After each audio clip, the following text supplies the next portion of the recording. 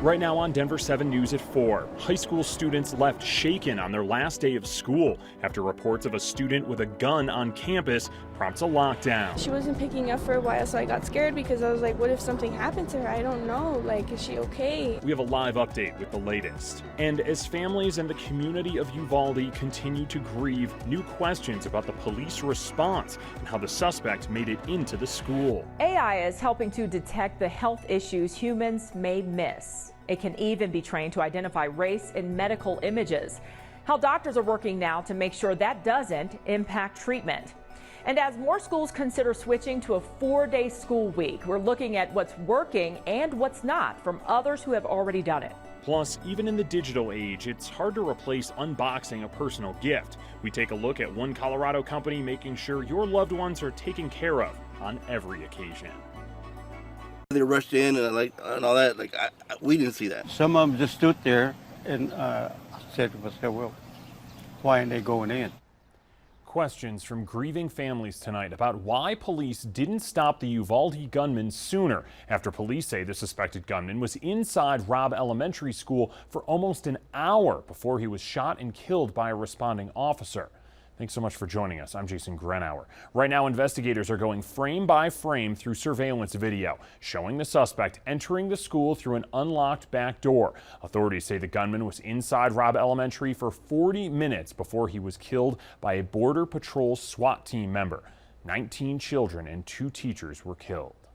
Our officers, when they engaged, they were doing everything they could. There are broken windows where agents were trying and officers and law enforcement personnel were trying to evacuate some of the children. Our agents acted swiftly and very heroically.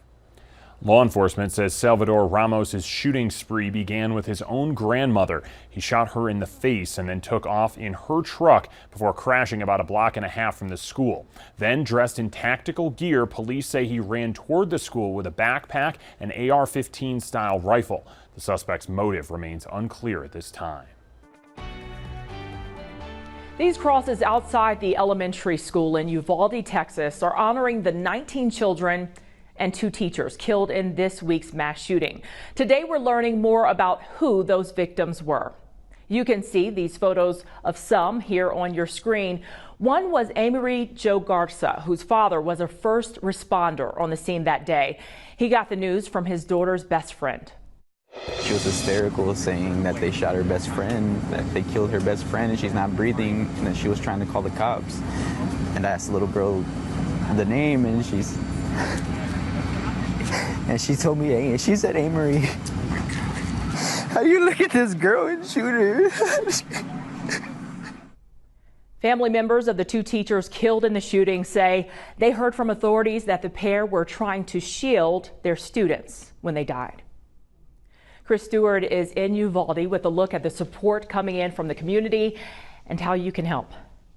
Before this week, you may have never heard the name Uvalde, Texas. This is a small town surrounded by miles of ranch land, a name, though, that is now known across the world after the shooting that has happened here this week. You can take a look behind me. We're here in the town square. You can see flags that are now flying half-staff, and many people have asked, what can they do to help? We talked to a group that is all too familiar with facilitating donations after events like this.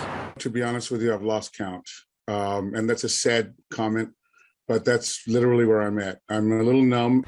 He's with the League of United Latin American Citizens, or LULAC, the nation's largest Hispanic organization that helps communities with natural disasters and tragedies like mass shootings.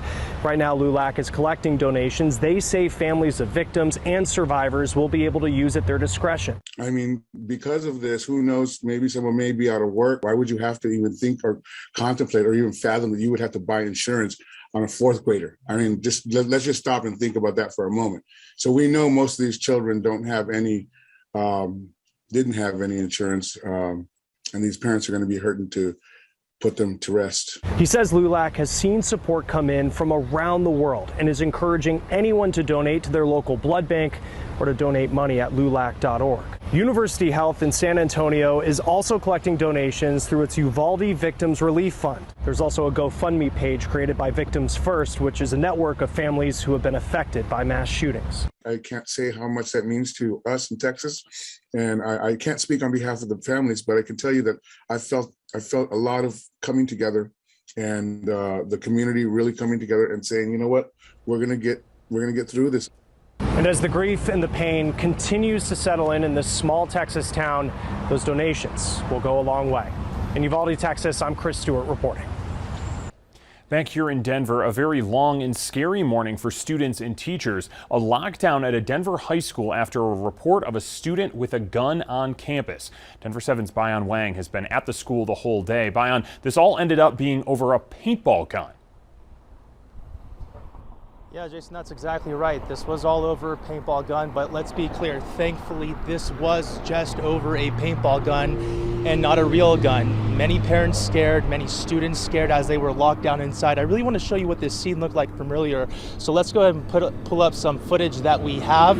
You can see the perimeter of the school was filled with officers as they searched for the alleged suspect. According to school officials, the school security guard received a report of a student with a gun on campus. Students in the campus gym were all evacuated first. Parents quickly began filing along the sidewalks, just desperate to reunite with their students, as you could imagine there. Some parents told us they actually had no idea what was going on.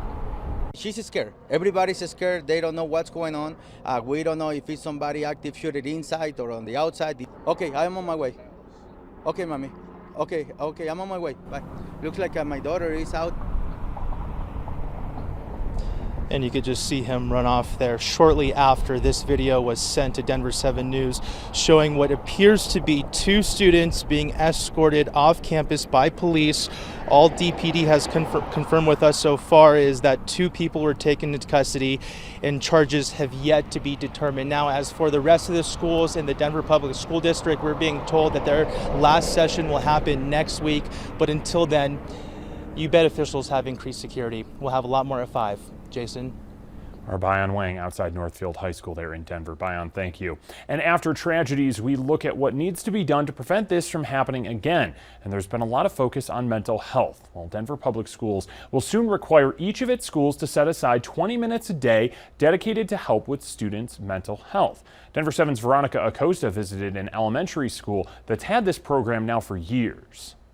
New Lawn Elementary School sets aside 45 minutes a day towards students' social and emotional learning. They do 30 minutes at the start of the day and 15 minutes at the end of the day. Now, come next school year, the entire district will implement this time for all of its students. 6-year-olds in a circle isn't abnormal in an elementary school. But at New Lawn Elementary, these 6-year-olds are doing more than just playing with a ball in that circle. Instead, they're taking nearly an hour out of their day to learn things like the fair ways to play, share, even take turns. Classroom 119 isn't the only one doing this. Upstairs in Mrs. Etter's 4th grade classroom, it's the same story with a more grown approach. We ask them things as simple as, how are you doing today? Are you ready to learn? And then we also go a little bit deeper into some of the challenges they face at the playground. What are the conflicts you have? How can we solve them? And really going through steps so that they have tools to use. This is all a part of Denver Public Schools' social emotional learning program.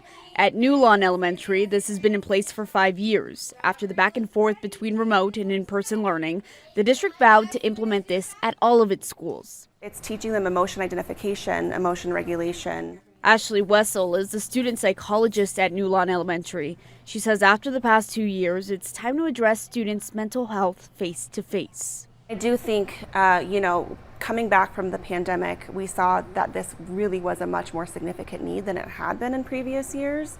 And so we're really putting priority and emphasis on it now. It's exactly what Mrs. Etter does in her classroom. I'm really excited for our day together. Asking students share what they're feeling and helping them navigate through it.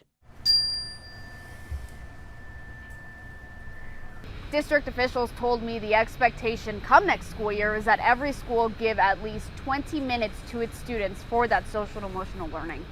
In Denver, I'm Veronica Acosta, Denver 7. Meanwhile, a Colorado nonprofit is offering some other mental health services specifically for our state's Latino and Hispanic communities. Servicios de la Raza has people standing by ready to help. We really try to be here as a support for community. We offer behavioral health services in both English and Spanish. We have weekly peer support groups where people could come in and just process with our peer specialists in English and Spanish weekly. Now, the number we are going to put right there on your screen, and if you are not Latino and still need help, the nonprofit recommends contacting Colorado Crisis Services. That number there on your screen as well, 1-844-493-8255. The phone lines are always open and confidential. You can also text TALK to 38255. We know this is an extensive list. We've made it easier by compiling all of these resources, links, and how to contact them up on our website. The COVID treatment Paxlovid will soon be more accessible as the first federal test to treat site opens today in Rhode Island. When someone tests positive there, they'll get access to Paxlovid right away. In the next few weeks, similar sites are opening in Massachusetts, New York, and Minnesota. This is to help even more people as COVID cases rise across the country. Vaccines protect us against severe COVID infection, but not as many long COVID symptoms. New research in Nature Medicine shows being vaccinated offers some protection from blood clots and lung problems, but it doesn't reduce the risk of other things like neurological problems or kidney failure following infection. Well, doctors see a lot of potential in AI to find those health issues that humans just can't detect. The technology is getting so good, it could even identify race in medical images. The efforts to make sure that doesn't impact treatment. Also coming up, as summer break starts, the trails start to fill up. Why you might want to make sure you have a few more bucks in your pocket before you head out the door.